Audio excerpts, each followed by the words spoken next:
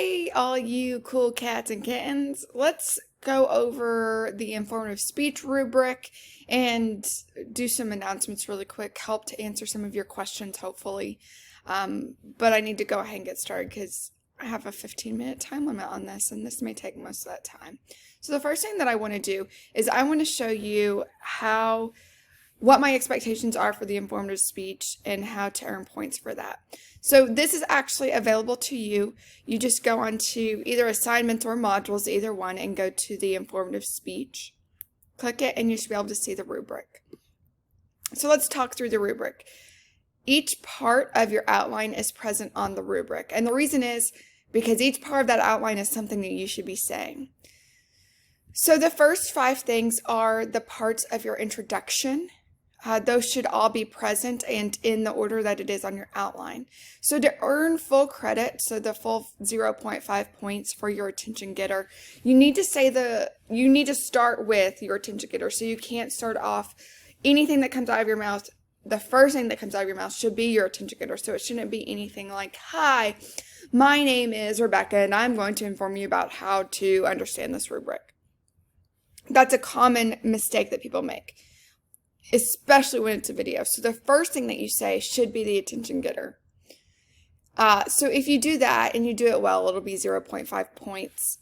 You'll earn partial credit for attempting to do it, but it was ineffective for one of the reasons. Like, it wasn't the first thing that you said. It was in the incorrect order, so you said the listener relevance link before the attention getter, or more likely the thesis statement before the attention getter. Or it just kind of fell flat. Any of those will get you partial credit, and if you don't even attempt it, you will earn 0 points. Listener relevance link, just a reminder, that is a statement that explicitly connects your topic to your audience, in this case, your classmates. And so you want to describe the relationship between your classmates and the rubric. And your topic. To earn partial credit, you will earn partial credit if you attempt to do the thing, but you made a mistake by doing it out of order. It was hard to identify, or not coronavirus, or it fell flat and didn't work. You don't earn any points if you don't attempt it. Next, let's talk about the speaker credibility statement. Again, this should be explaining why you're an expert on the topic, why your audience should listen to you about this. This is worth 0.5 points again. If you do the thing and you do it well, you'll earn 0.5 points. If you attempt it, but there are some issues, like it was hard to identify, it was out of order, it just didn't work, then you'll earn partial credit. Thesis statement should begin the format that we've talked about in the speech I'm going to inform you about, and then it should have just a few words after that.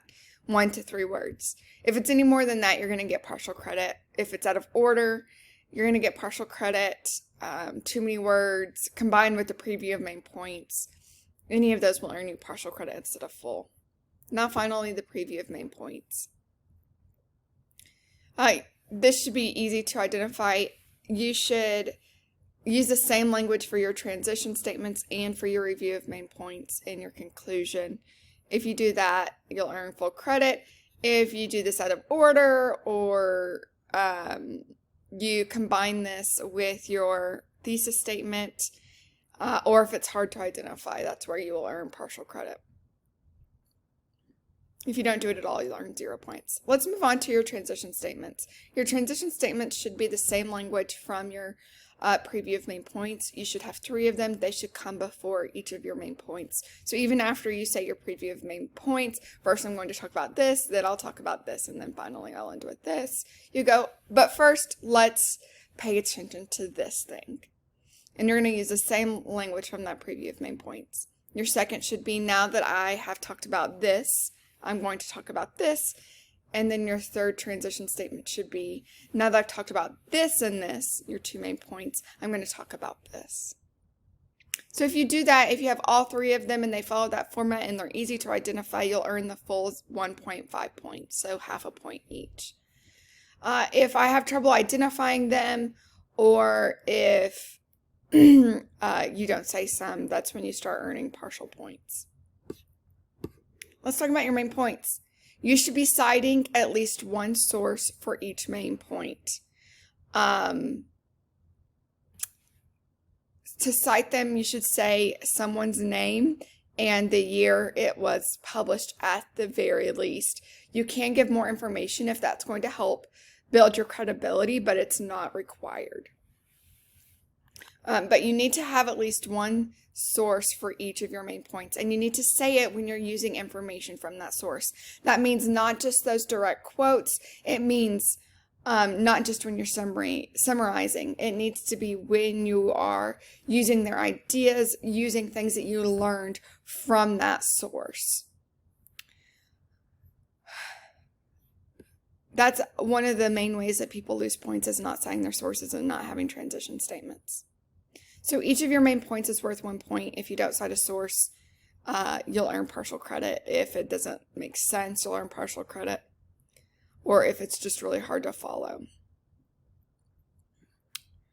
Let's go to your conclusion, your review of main points. You literally do your preview of main points except in past tense. So today we talked about this, this, and this. Today I informed you about 1 to 3 words should be your thesis restatement. Again, it's your thesis statement from your introduction in past tense. Should be pretty simple. Finally, let's talk about that clincher. So your clincher should tie back to that attention getter. It should keep your audience thinking about your topic and what you've said. If you do the thing and you do it well, it's 0.5 points. If it wasn't the last thing that you said, if it was in the incorrect order, if it didn't effectively keep and gain that attention, then you'll be in that 0.25 points. And if you don't attempt it, or if it's not the last thing that you say, then you'll start losing even more points. So again, the last words out of your mouth on the video should be that clincher. It shouldn't say, that's it. Thank you for listening. Thank you for watching. Those are really ineffective. It kind of abruptly ends, and it kind of like softens that ending. Instead, you want to deal with that clincher as if you're dropping the mic and walking away. So in that video, whenever you say your clincher. Now let's talk about the amount of notes that you're allowed to use.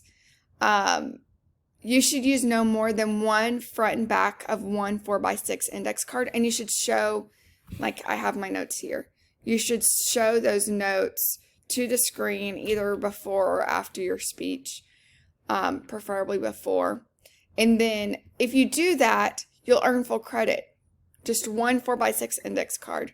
Now, if you use more than one card, or you use a larger card, you'll earn partial credit. But you'll earn no credit if I can tell that you're reading something off the screen, which is really easy to tell. More than just index cards. So if you're reading a scripted speech, if you're reading off of your outline, like full page of your outline, or if you're reading on the screen, we're all going to be able to tell, and it's going to be easy to remove those points. Don't do it. Just use your index card, practice so that you can do that effectively. Finally, the last area where you're being assessed for this speech is the time frame. This should be 5 to 7 minutes long. If you're within that time period with a 5-second grace period, you'll earn 1 point. If you speak 5 to 30 seconds less or more than time, then the 5-minute time frame, you'll earn partial points. And if you are more than that, then you will earn 0 points.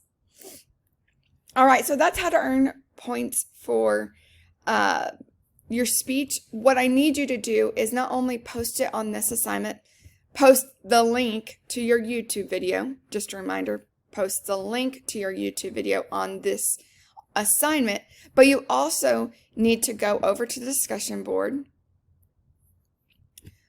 go to the informative speech box, and submit the link there. After the due date for that informative speech, it's going to give you 2 people to peer review, 2 people's speeches to peer review to give feedback. I need you to go deeper than, you did a great job. You need to say what they did especially well and what they need to work on more and how to work on that. So it should automatically assign you 2 people to give feedback to. Wait until it does, because otherwise people are not going to have balanced amount of feedback. Some people might get no feedback. Some people will get some. If we have issues with it, never assigning it to you, then we'll deal with that at the time. The informative speech is due on the discussion board. Your link is due on March 30th, but the feedback will be due April 3rd. It's not going to give you people to give feedback to until after March 30th at 3:41. You will not be able to see anyone else's posts until after you yourself have posted. So that may be some of the issues that you faced when you were preparing for your outline, doing that discussion for your outline. So here are some tips that I would like to give you very quickly. Set up your YouTube account no later than Thursday. That way it's ready to go. And then make sure that you leave several hours to upload that video. Because sometimes, depending on your internet speed, that can be really slow and arduous. Finally, let's talk about how to survive the rest of this class. You want to make sure that you keep an eye on the syllabus function. So just as a reminder, where is that thing? You can click this button here on syllabus, and it has all of the assignment due dates so that you can see exactly when things are due. You can start with where you are today and go forward. So it should have those discussions up here for you. It should have all of your assignments up here for you, ready for you to submit, showing you when it is due. So make sure that you're doing that. You should also be, as you're listening to these videos, taking notes so that you can make sure that you remember those due dates, remember what assignments that you have. And then finally, a lot of people are sending me emails, let's get real. And some of you are doing it more successfully than others and are able to ask for things more successfully than others. And so I want to take a minute and talk to you about how you can be the most successful in asking for something. Usually you're asking for something because you made a mistake or you didn't do something on time. And so it's really important that you don't try to place that blame on someone else. You don't try to blame it on, well, I didn't see an announcement for it. Well, I announced it in the video. Or I didn't get a reminder for it. Well, you're an adult. You can handle that. Admit that you made a mistake, and that'll go pretty darn far with me. Don't place blame for that mistake on others, such as, I didn't get an announcement. No, you are in charge of your education. You need to be responsible and keep up with your own homework. And then finally, don't demand things or argue why you deserve it. You're asking for grace and mercy, whether you're framing it that way or not. And so ask, request, don't demand, don't act like you deserve it, because that doesn't make people want to help you, just as a general rule. Now, I'm going to do my best to answer your questions, but it's really hard when I'm having to deal with some attitude or just placing blame on me when it was your fault is really inappropriate. Make sure that you read your email to think about, what tone am I presenting? Is this actually going to persuade someone to help me? Because that's what you're asking for. You're asking for help. Is this coming at a place where I'm asking for help or demanding it? And is that appropriate? So read those emails before you send them. Check yourself, because people are going to be much less apt to help you in the way that you want to be helped if you're coming at a place where you're demanding it instead. Again, that's a few instances. More often than not, that's not the case. So that's it for the video today. I look forward to watching your informative speeches and to see you give each other feedback. Until next time, bye-bye.